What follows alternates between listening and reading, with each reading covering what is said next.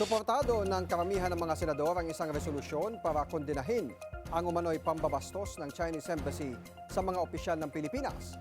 Pero meron din mga hindi sumuporta. Alamin kung sino sa ating Politico Update.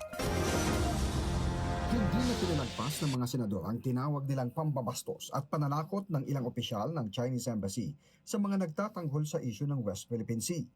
Sa kanilang talumpati sa pinakaunang sesyon ng Senado ngayong taon, binanata ni Senador Erwin Tulfo at Risa Hontiveros ang kanila'y pagyurak ng China sa freedom of speech ng mga Pilipino sa sarili nating bansa. Kasunod na rin ito ng pahayag ng Chinese Embassy laban kay Commodore J. Tariela, ang Coast Guard spokesperson for the West Philippine Sea. Hindi nila pwedeng sabihin kung paano tayo dapat mag-isip at mamuna. Lalo na kapag ang pinag-uusapan ay ang interes ng bayan at teritoryo natin. No embassy gets to decide who among Filipino officials is qualified to speak on Philippine interests. If you do not like how democracy works in this country, then you are free to leave the Philippines. Get the out. Mr. President, kung hindi nila gusto kung paano gumagana ang demokrasya sa ating bansa, malinaw po ang sagot. Layas! Dinepensahan naman ni Senator Rodante Marcoleta ang ginawa at pahayag ng ilang opisyal ng Chinese Embassy laban kay Tariela.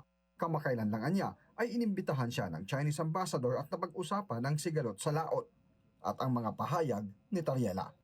Sa pagsasalita ni spokesperson Tariela, imbes na po siguro papaliit ang ating problema, baka lalong lumalaki. Kailangan po bang gumamit pa siya ng mga cartoon caricatures para ipakita niya ang Pangulo ng China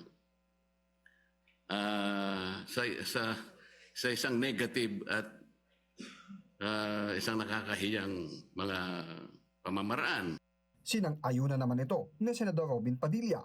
Kung yan, ginawa ng China sa ating Pangulo na si Bongbong Marcos, ako'y oposisyon, pero gagawin nila yan kay Bongbong, ay unang-una po ako magagalit. Sapagkat hindi ako papayag na babawin ng kahit na sino ang Pangulo ng Pilipinas. Pero sabi ni Hontiveros, matagal nang binababoy ng China ang mga opisyal ng Pilipinas dahil sa West Philippine Sea.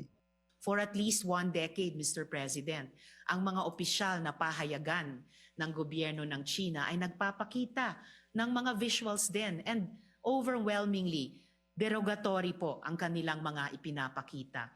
Nilalarawan ang presidente ng Pilipinas bilang isang megaphone lamang ng ibang bansa, dinodrawing na parang marionettes lang ang ating bansa at ating mga Navy at Coast Guard vessels.